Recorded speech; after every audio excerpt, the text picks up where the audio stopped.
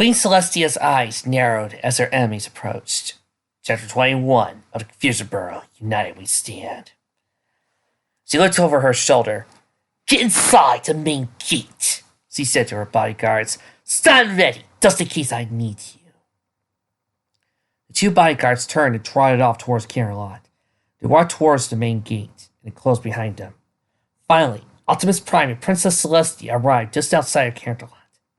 The princess jumped off Optimus's trailer and floated to the ground, while Optimus transformed into robot mode. Princess Celestia's regalia glowed and expanded to golden armor over her body. Optimus reached behind his back with his left arm, pulling his ion rifle out of subspace. His right hand retracted into his wrist socket. It glowed for a moment, and an Energon axe shot out from it. Oh my god, this is ridiculously badass looking! We got a giant robot and a badass Alicorn dressed in armor! This is why I love fanfics! Nemesis Prime smashed his fists together, sparks shooting off with the impact. His optics blazed as he looked Optimus Prime over. "So, you're the knockoff. Bah! I'll enjoy watching your photoreceptors blink out when I offline you permanently." Optimus cocked his head to the side. "I wasn't the one given a new name, Nemesis Prime. So be careful who you call the knockoff." The two Celestias stared at each other, eyes narrowed. Finally, Queen Celestia spoke. "So, you are my counterpart. You profess to love humans, do you not?" Celestia faintly smiled. "My adopted mother is a human." Queen Celestia snored. "Then you should stand aside and help me to help them. They are a violent species who have committed unimaginable atrocities. I'm only trying to save them from themselves and others from them." Princess Celestia shook her head. "One should not cast stones in glass stables. I do not know about your world, but mine had its fair share of tyrants and warlords. We nearly tore ourselves apart after Queen Majesty's death, who was herself a sadistic and petty ruler." Optimus's optics dimmed as he spoke. "Our own people nearly ripped an entire galaxy apart in warfare. It is wrong to single out humans for any wrongdoing on their part, Queen. They've done horrible things, but so have all peoples." Queen Celestia snored, steam billowing from her nostrils. "So does that somehow mean assault them on their sins? What have they ever done for you, or anyone not of their species? They're greedy. They know not of the magic of friendship." Optimus Prime regarded her. When he finally spoke, it was from deep emotion, laden with wisdom born from millions of years of experience. "We have been among humans for over 2 other decades, close to 3. In that time, they have kindly given us a home among them and shared their resources for us. If not for these humans that you speak of with such hate dismissal, we would never have been able to stop Megatron and his Decepticons. The entire galaxy would be under his tyrannical thumb. Freedom is the right of all sentient beings. It will be over my extinguished laser core that you will take theirs." Princess Celestia glanced at Optimus and smiled. When she looked at her counterpart, and with a voice of steel clad in velvet, she spoke. "Without the love and sacrifices of 3 young humans, My Little Ponies would not be here today. Princess Luna and I would not be here. The peaceful equestrian that we would enjoy would not exist.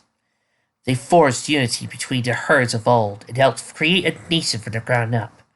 They raised my sister and I, made us who we are today. Equestria used humanity more than it could ever repay. But today, we may be able to pay back just a little. As my ever-faithful student once said, friendship may not always be easy, but there is no doubt it is worth fighting for. Megan, Molly, and Danny fought and risked their lives for us when Equestria was in its infancy. Today, a fully grown Equestria will fight for them!" Nemesis Prime's optics blinked on and off.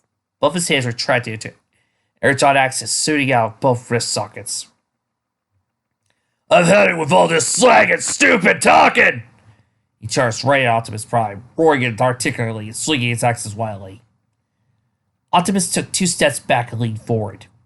He brought his own Aerodon axe up, just as Nemesis reached for him. He parried the first swing, knocking it back away with a deft flick of the wrist. He brought his axe up, blocking an overhead swing for Nemesis. The two blades slid across each other, screeching and crackling. "You're crazier than Galvatron," Optimus grunted out. He brought his left arm up, fired two short laser blasts from his ion rifle. The first went wide, but the second struck Nemesis' chest armor, blowing small chunks of metal off and forcing him back. Nemesis stumbled back, axis swinging wildly through the air. Smoke rose from his wound. "I'll rip your fuel pump out and show it to you before your laser coils extinguish!" he bellowed. Optimus blazed. Optimus aimed his iron rifle at Nemesis and fired another shot. As Jaws would say, bring it, don't sing it. Another roar. Nemesis charged forward once more. This time, Optimus waited until the last moment and sidestepped him, reached out and pushed Nemesis, sending him stumbling into the dirt. Nemesis tumbled over, digging out a small furrow in the dirt road. He rolled through, coming up to a kneel. He bashed his axes together before leaping to his feet, charging Optimus once more. A sigh came from Optimus. "And I thought Megatron never learned." Nemesis stopped dead in his tracks. His optics brightened. What did you say?" Optimus' transcendence programs went into overdrive. "I talked about my former nemesis, Megatron. Why?" Nemesis barked a laugh. "Ha! That stupid number-11 geek was never a mess for me. I left him and those Decepticon losers behind a Cybertron to rust." He sprang forward. "I'll do to you what I was going to do to him!" As he lost himself, Nemesis' axis retracted back into his wrist sockets, hands emerging once more. He brought them both up and clasped over his head, ready to deliver a hammer blow. Optimus brought his ion rifle up and fired several short bursts, but Nemesis was too quick and on him in an instant. He brought both fists down, striking Optimus squarely in the shoulder, and severely denting his armor. Optimus let out a burst of static as he dropped his rifle, but he leaned into the blow, bringing up his Aerodon axe and swinging at Nemesis' head. Nemesis ducked and wrapped his arm around Optimus' waist. Metal groaned and creaked as he squeezed. "Why throw your life away so easily?" he grunted out. Optimus' optics blazed a bright blue. "Never heard that one before!" he shouted, bringing his Aerodon axe up and sending it crashing down on Nemesis' back. In the next minute, Nemesis released his bear hug and rolled to his right, evading his swing. He continued rolling, putting distance between Optimus and himself. He ended up in a 3-point stance. "You got spirit," he said while straightening up. "I hate spirit! I'm going to enjoy beating it out of you." While the two Cybertronians fought, Queen Celestia and Princess Celestia cantered in opposite directions, circling each other. "You can't win," as Queen Celestia said, making already starting to smolder and burn. "I challenge the hot opponent on itself! My fade's burning with its power in ways you could never hope to comprehend!" Princess Celestia reared back, nickering. "What? How? The power of the heart can't be controlled by one being. Discord, in all his cunning madness, never tried such a thing." Her eyes narrowed. "Wait, what about?" A sneer crossed Queen Celestia's muzzle. "I am more than you shall ever be. I am the true Queen of Neo Equestria, heir to the heart, and savior of two humanities!" She spread her wings out and flew to the air. "And now, I shall show you true power!" The tip of Queen Celestia's horn glowed. She reared back and rocked her entire body forward, firing a whole beam of magic from it. Princess Celestia's horn glowed. She teleported away a split second before the beam struck, setting the grass on fire and scorching the dirt. She reappeared below Queen Celestia. "You need to lose some weight, starting with that big head!" she sighed, firing her own beam of magic right at Queen Celestia's underbelly. Queen Celestia slid to the side, but the beam struck a glassy blow at her barrel, leaving a shallow burn mark across her white coat. She growled and spun about. "Flippant fool!" she shouted, snorting steam and fire. She spread her wings out and flapped them in a direction of the ground, sending forth a blizzard of razor-sharp feathers, each squarely at the ground and the Yalicorn below. Queen Celestia's eyes widened. Oh, bug me, she shuddered. A shield sprang up around her, deflecting the feathers away. But as soon as he dropped it, another beam of magic erupted from Queen Celestia's horn. The princess teleported away once more, reappearing in the sky right behind Queen Celestia. The queen spun around, horn firing a wide beam of white-hot magic at Princess Celestia. Too predictable, she screamed, a mad grin forming. The beam washed over Princess Celestia, turning her into a silhouette. Went fast, so did the princess's body. Queen Celestia stared at the spot her counterpart occupied. She slowly nodded. I warned you! Princess Celestia slammed into Queen Celestia, her shoulder striking the shallow burn mark across her counterpart's barrel. She extended her forelegs out and wrapped them around Queen Celestia's neck, her wings extending and slamming into her counterpart's head and body. You were saying? The two Alcorns spun around, falling through the air to the ground below. They crashed to the ground, carrying the ground. They struggled for a bit, disentangling their limbs from one another and separated. Princess Celestia and Queen Celestia managed to rise to their hooves, panting heavily. You are better than I thought, Queen Celestia admitted. Still not good enough. Princess Celestia's eyes narrowed. I wish this could end differently. Queen Celestia whinnied. So do I, she admitted. But if you don't get out of my way, then I'll force you out of the way. And for humanity, you can try, Princess Celestia responded. But I will not yield. Applejack stared at the nigh identical version of herself. She wasn't entirely sure to find details of everything, but she knew if she wasn't stopped, Earth and her friends were doomed. She snorted and dug a trench in the dirt with a hoof. Come on, let's get this over with. AJ stared at a nigh identical version of herself. She wasn't entirely sure to find details of everything, but she knew if she wasn't stopped, Earth and her friends were doomed. She snorted and dug a trench in the dirt with her hoof. Come on, darling. Let's be honest with each other here, she tapped her element. We both know what we're doing is best for the humans. They're pretty wild butts at the best of times. Look at all the wars and killing they've done. She started forward. They've been pushing each other since they started walking, even before land. Applejack kept her eyes locked onto AJ's. Yeah, they have. All sorts of wars and trouble and horse apples. Doesn't tell you it's a fact. Doesn't tell you it's the truth. AJ stopped in stride. She cocked her head to the side. Oh? Applejack rolled her eyes. Squeaked sassafras. This must be what rarity feels like. She cleared her throat. Ahem. Everything you just say about humans, it can apply to ponies. It can apply to griffins. It can apply to just about everyone under the dang blasted sun.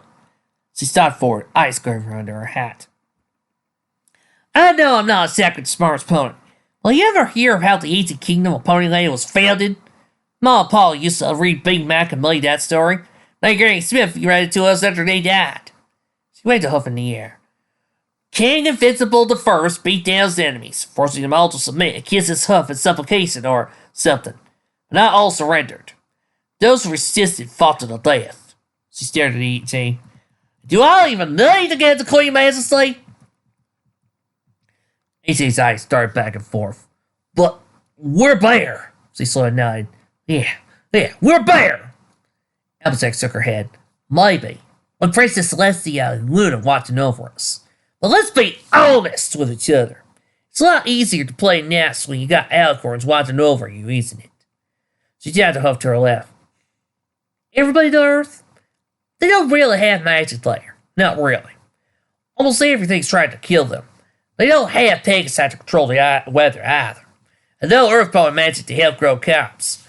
It's a worldwide ever-free forest. And she leaned in forward, literally butting her forehead against Applejack's. She grunted. Does it excuse everything they've done? Applejack snored and pawed at the dirt once more. She leaned back slightly before throwing her entire weight forward. The air elements of honesty clinked together, beginning to vibrate. I know that, Farmit! They know that too! Mine knows Danny's showing us books and films about their past. No, it's not pretty. We all know that. But they're trying to be better. It'd be a bald-faced lie to say otherwise. Now, Easy's element of honesty was starting to glow. She stepped back, breaking physical contact with Applejack so she could look down at it. What, Talonation? Twilight! There's... Applejack trotted forward, closing the distance between them once more. Her own element of honesty was glowing, albeit not as brightly as AJ's. Oh no! You're not getting away from this! Come on, Molly! Be honest with yourself. Why is it alright to turn humans into zombie ponies and pave over their planet, but not alright to do that with ponies? We can screw up just as badly as they can. AJ's element of honesty was bouncing around her neck. She tapped it with her hoof, but a bolt of magic shot from it, zapping her hoof and sending it arcing back. Elsa looked down at AJ's element. She cocked her head to the side. Is that supposed to be bouncing around like Pinkie Pie and coffee? Red's tendrils still rubbed from the gem in the element's necklace. They wrapped around AJ, quickly enveloping her.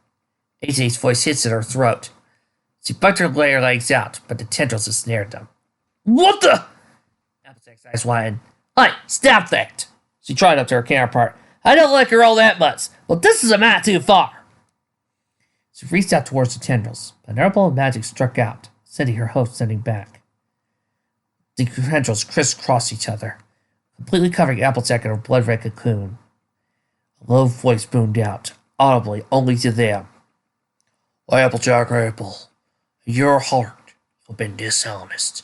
You have helped to propagate lies and deception. You are no longer worthy of being the element of honesty. Tendrils brightened, turning crimson. Applejack let out a shout of sillier eyes. After about a minute, she dared to peek.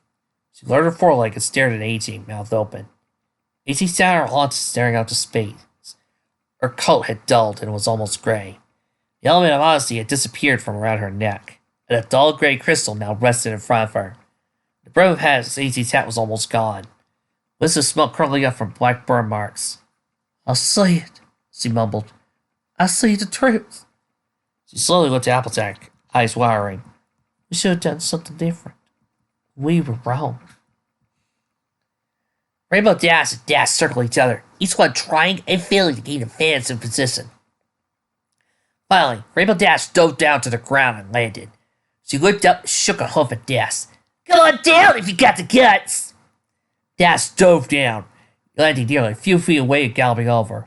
Time to take out the trash, she shouted, wings spraying out, a display of dominance.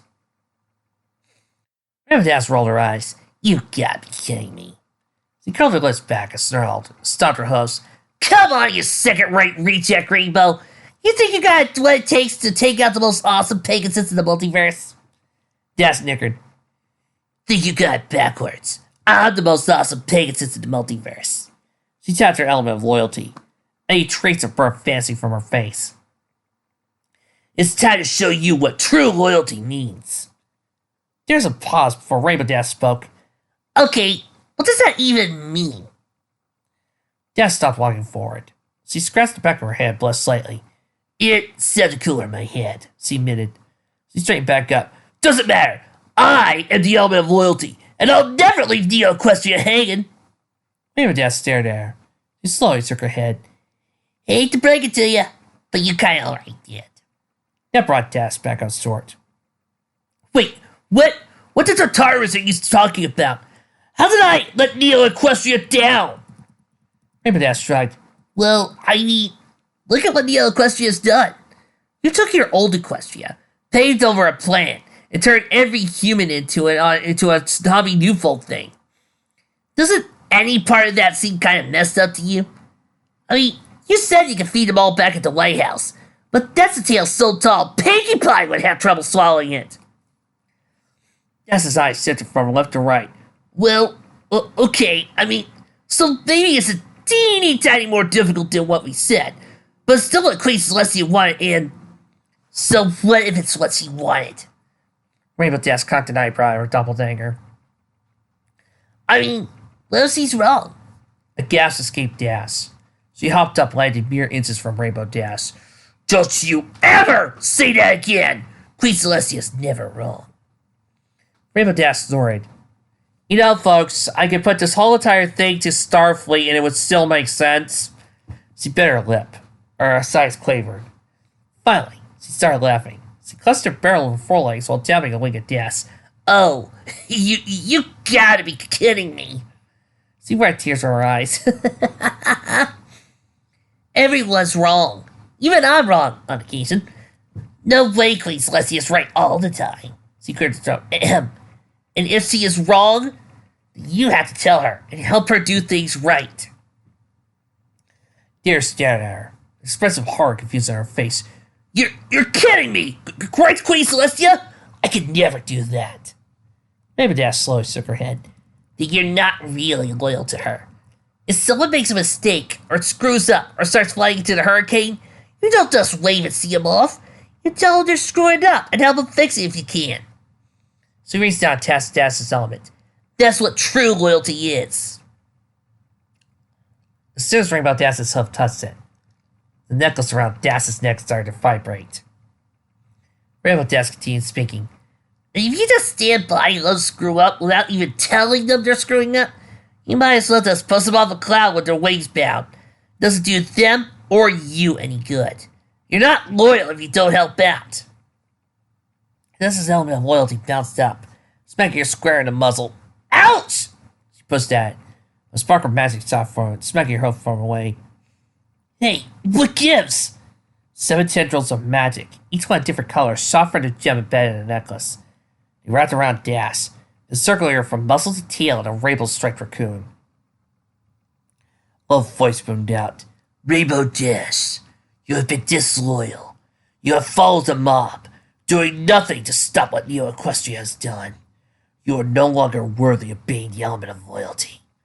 You know, I don't know if Arcane's meant to do this, but you know how some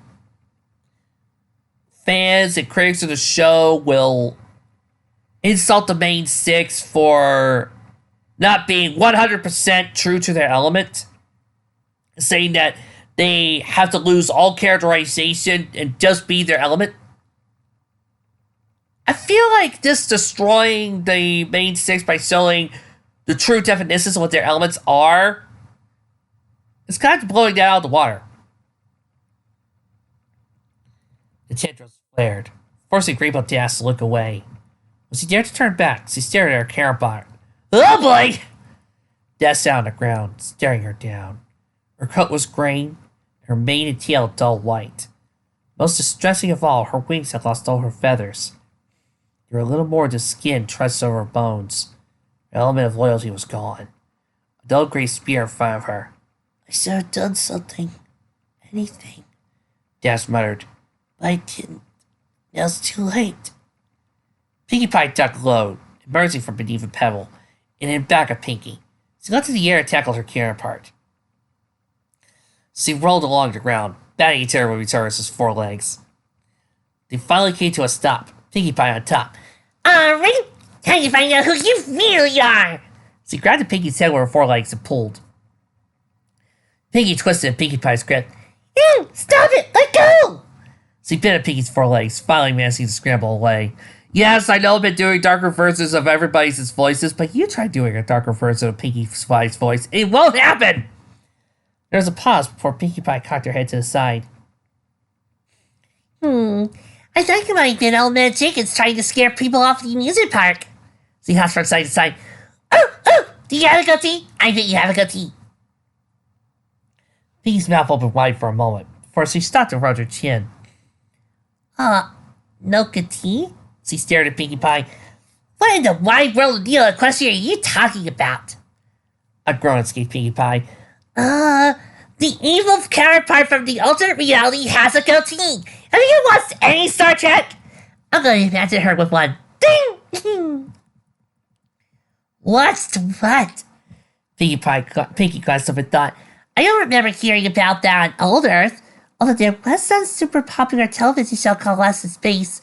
Most Mysteries preserved some of that series. Note, martial art fruit user has been forbidden from mentioning any of his own opinions about Lost in Space. Thank you. Pinkie Pie jumped into the air, hanging there for a few seconds before gasping. Finally dropped back to the ground, jaw still open. Truly, you are living in the West reality, she finally said. The two stared at each other for a few moments. So, listen, Pinkie Pie finally said, could you please stop the whole invasion of Earth and commuting all humanity to New Falls thing? It kind of really puts a big damper on everything and everyone. Not everyone could. A lot of people have been hurt and killed, and no one's smiling right now. Piggy shook her head. No can do. It's a little rough right now, but soon all those nasty new humans will be nice, smiling new folks, and then we'll have the biggest party in all of Neo Equestria. It will be the last party in Neo Equestria, Pinkie Pie replied. She shook her head. Listen, I know you probably think it's a really good idea to convert a whole other planet of humans to nobles and have them join the 7 billion you already got, but it kinda really is the worst idea you can come up with. Sort of, I don't know, inviting Grogar into your reality for tea? I don't know who that is, Pinkie finally said, arching an eyebrow. She shook her head. Doesn't matter! It's not a bad idea to make others happy. Take away your worries and sad feelings. She tapped her helmet and laughed. Is that what we're all about? Pinkie Pie stared at her counterpart, then looked at her own helmet and laughed. Not like this, she finally said. Not by forcing it away from them. Laughter and joy has to come from within, not being piled on from without. I messed up with Cranky that way. Nearly destroyed our friendship before it started. She hopped over to Pinkie, landing mere inches from her. Her expression was as serious as she could make it. None of your new foes are happy. Not where it counts. She reached out and tapped Pinkie's barrel, her foreleg brushing against her element of laughter. The element, as the others began vibrating, almost immediately, both Pinkies started trembling, their entire body shaking. Ooh, this is one darn tyrant of a doozy! Both shouted, even as 3 tendrils of magic, 2 blue and 1 pink, shot from the gem around of Pinkie. A voice boomed out. Pika Diane Pie! You have brought false happiness! You have brought tears and sorrow to billions! You are no longer worthy of being the elemental laughter! Can I still come? The tendrils retracted, spinning Pinkie around like a top. She finally slowed down, stopping on all 4 hooves. Her coat was a dull pink. Her mane and tail hung around like curtains. She turned large, sad eyes to Pinkie Pie. Fluttershy and Flutter stood a few feet from each other, neither one looking directly at each other. Fluttershy kicked to the dirt. So, I don't suppose you could just please stop trying to move over Earth with that nasty barrier and leave the humans alone? Could you? Please. She looked up and forced her mouth into a wide grin. It would be ever so kind of you. Flutter sighed and shook her head. I'm very sorry, but we can't. We're trying to help all those humans. They mean well, but they can be so cruel to each other and other species. She looked down, then walked up to Fluttershy and leaned in close. So, don't you know they eat meat? There was a bit of a pause. She stared at her interdimensional counterpart. And Growlsky flares. And it's wrong. It's their biology, Fluttershy said. It's not wrong. Being a carnivore or an omnivore isn't wrong in any way. Are you? Oh, you're having a funny with me, right? Well, you got me. She reached out and lightly tapped Flutters on the shoulder. Good joke. Flutters looked down where Fluttershy tapped her. She looked back up and shook her head. It's no joke. Killing and eating another animal? Oh, it's so horrible. She closed her eyes and shuddered. Wow. This is almost like talking about it dismissing all the flatterization flares here, people. Fluttershy stared at her. She tapped her forehead with a wing and draped it down her face. Oh, for feathering's sake, she muttered. She forced her face as neutral expressive as possible. Pardon me for asking, but you do realize a lot of animals out there, including ones I or possibly we take care of, are obligate carnivores, right? They require meat in their diets to function properly. Fleur swallowed, her eyes wired slightly. Oh, I know that. And it's horrible. It's such cruelty, such one death. It's a biological necessity of theirs. Flurshy's eyes flashed. Same with humans. It's clearly in their nature. What do? Try to feed cats an whole plant diet? Even that one works. Its plants are alive. I know there was an episode where Fluttershy had a carnivore type thing, but I can't excuse it for season 9. That was a joke. When Flutters is trying to do that in a fic, a Fletcherized Flutters is trying to do that in a serious story, it's not a joke. As always, there's a difference between doing something for a gag and doing something in a serious story. Having Fluttershy give out a animal non-media seminar in a episode in a comedy series? Joke. Having her dismiss of animals biology in a serious story about people getting converted? Not a joke. Writers know the difference. And that's what Arcade is doing. And I applaud. Good job, man. Flutters brought her wings up, partially closing over her head. Well, she dropped her wings and leaned forward. I've almost got their diet balance properly and spared the killing other animals for food. Fluttershy's mouth curled to a snarl. She jabbed her foreleg at Flares, striking her element of kindness. How dare you! How dare you! That's not being kind. That's torturing animals and humans based on something they have no control over. You're forcing them to act against their basic biology. This isn't kindness or some misguided act of kindness. It's violation. The element of kindness around Flutters' neck began jangling and bouncing. She paid it little mind, however, as Fluttershy continued yelling at her, her ears folded against her skull. She couldn't help to stop, hearing her own voice yelling at her. Nature is red tooth and claw. To try and force them or humans into a non-meat diet, or either through physical coercion or turning into no-fools, it's horrible. It goes against everything I, or we, or whatever we believe in. How could you fool? Fluttershy's eyes drifted down to her counterparts, element of kindness. I'm sorry. Isn't supposed to be doing that? 3 pink tendrils emerged from the gem of Fluttershy's element of kindness.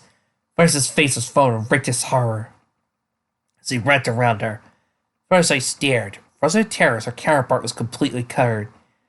Fluttershy, you have brought cruelty upon humans and animals alike. You have brought horrors upon their minds, bodies, and souls. You are no longer worthy of being the element of kindness. The tendrils disappeared, leaving Fluttershy on the ground.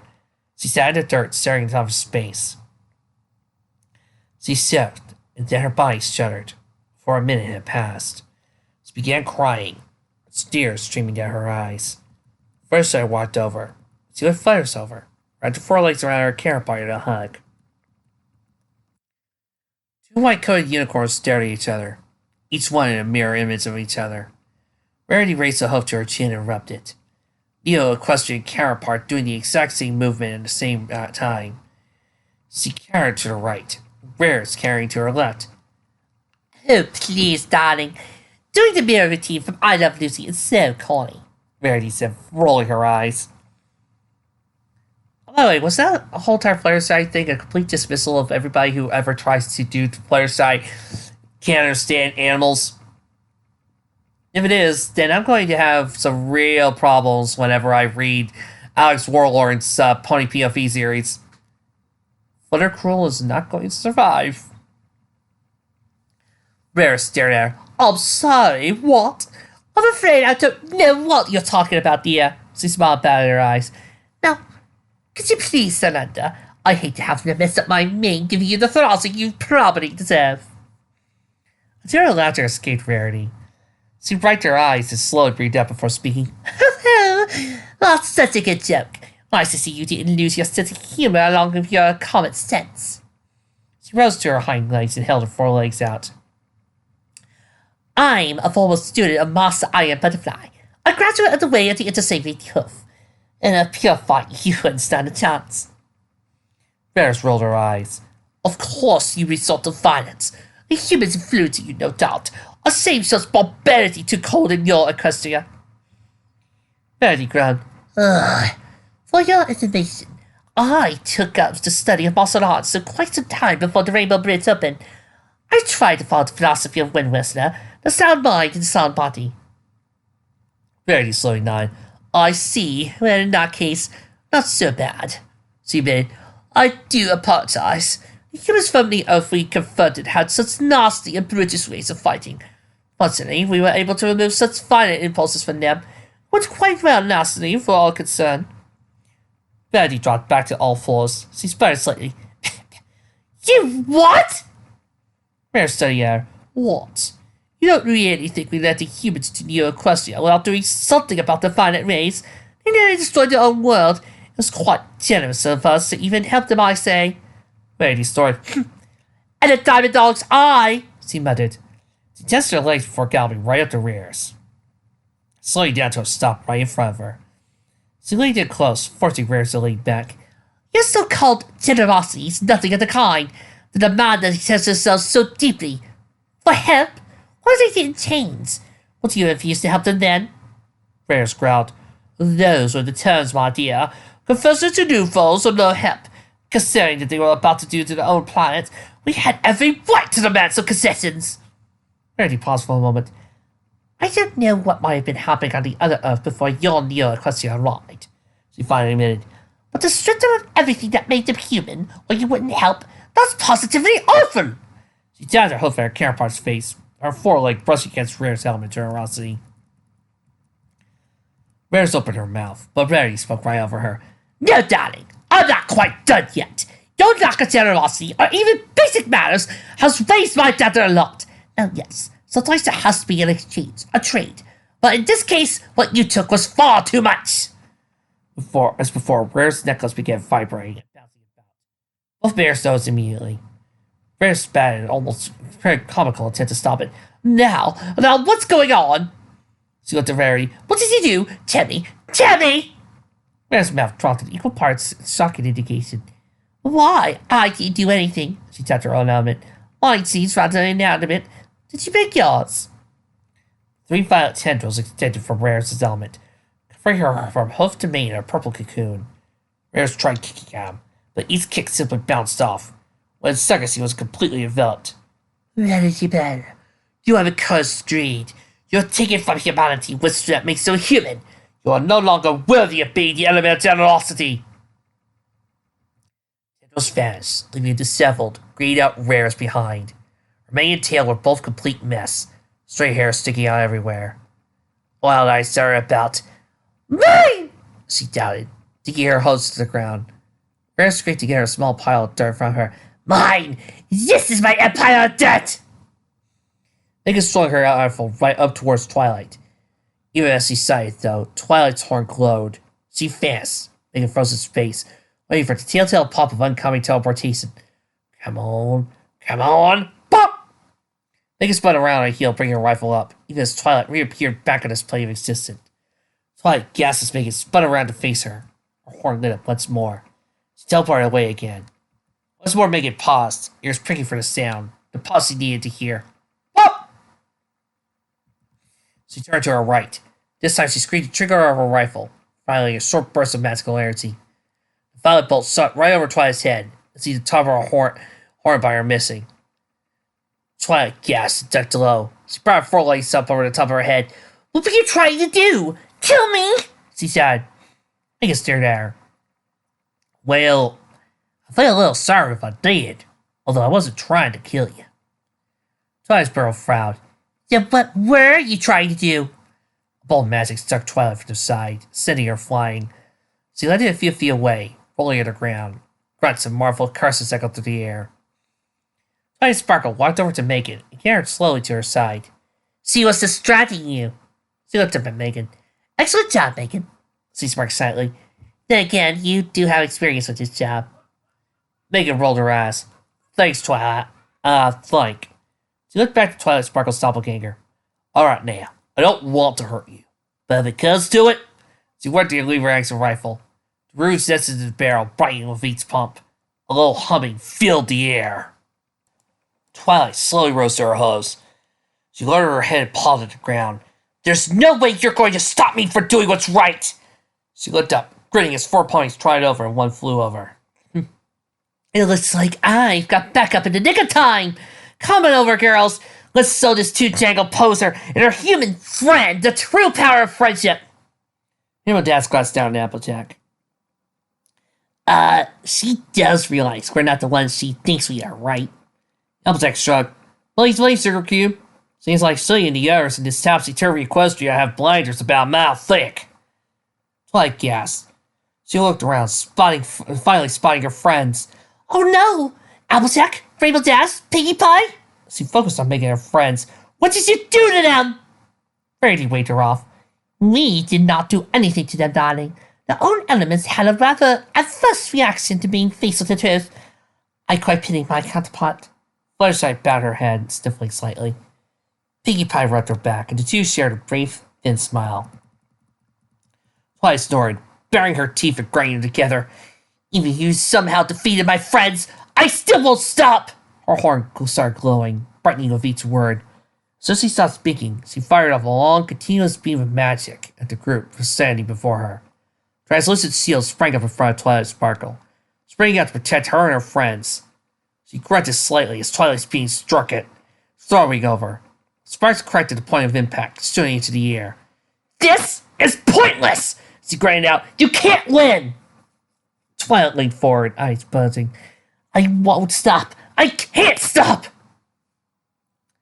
Hello, badass Twilight. I've missed you sometimes. Applejack slapped her forehead. Unlike homely stubborn. She leaned to her left and cranked her head forward. Give it up! Your 5 friends got rejected by their elements already. I'm not the sharpest knife in the drawer, but even I can see a certain pattern emerging. First I saw it before speaking. We don't really want to hurt you, or really anyone, when we have to get through to save our human friends.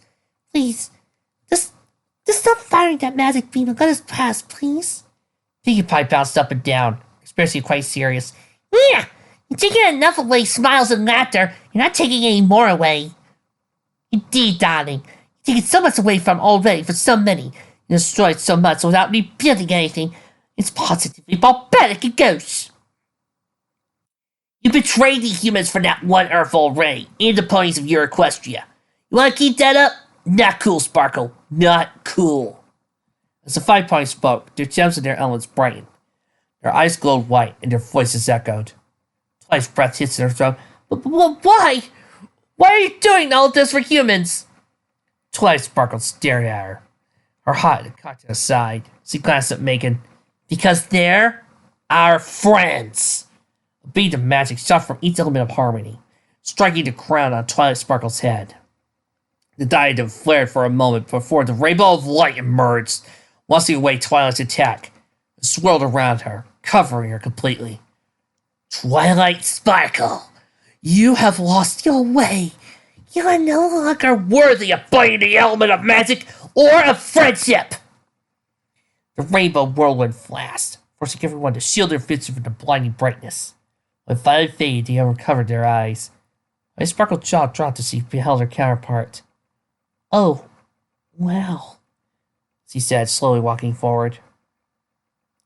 Twilight sat, eyes unfocused as she stared off into the distance. Her coat was completely grayed out, and the element of magic was gone, referring it back into a crystalline spear in front of her. A small, almost impenetrable crack began to run up the length of her horn, tiny sparks shotting from it. Then it covered her mouth. Oh, God, she said, peeling slightly. Twilight Sparkle walked up to her counterpart. I'm sorry, she finally said. I wish it hadn't come to this. I'm sorry. Twilight's eyes focused on her. She barked a laugh. Oh, don't make me laugh! you think you won. Queen Celestia will deal you 7. Raven Dash flew over. She circled around Twilight. She's lost it, she finally said, shrugging.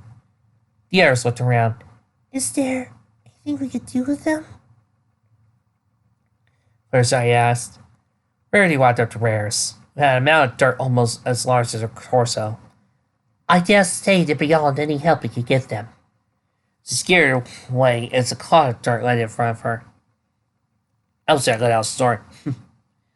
And Leva there was. I hate to say it, but the clock's ticking. She looked at Megan. Time's ticking down. Megan hung her head. Applejack's right. I'd like to do something, but we don't have the time. She spun around, finally orienting herself in the direction of Neo-Cluster's Karen light. We got a lot of ground to cover. Twice Sparkle tried over. I can teleport us all there in short hops. She waved her foreleg around everyone else. Gather around, everyone. She waited for her friends to gather close, and Megan to kneel down. She then lit up her horn. A violet spear enveloped them. It then vanished, and then they were gone.